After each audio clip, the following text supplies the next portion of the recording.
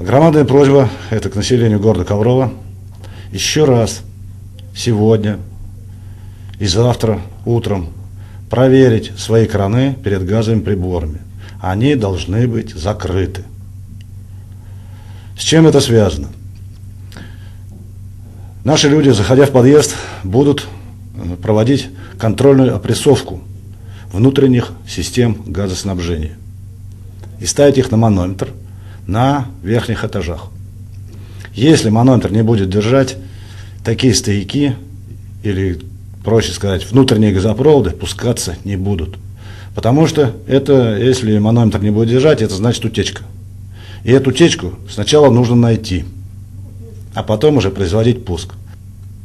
Исходя из опыта пусковых работ в прошлые годы, очень много поступает звонков в Трескавровгоргаз, что после того, как побывали работники газового хозяйства, газ прекратил поступать. Бывают и такие моменты. Он не прекратил поступать, просто в ваших газопроводах остался немножко воздуха. Требуется подольше подержать спичку перед газовой горелочкой. Просто лишнюю минуту-две. Но, еще раз говорю, всегда перестраховывайтесь. Телефон нетрудно набрать. Это в первую очередь 04 и 2 13 17. Это наша аварийно-диспетчерская служба. Работает круглосуточно.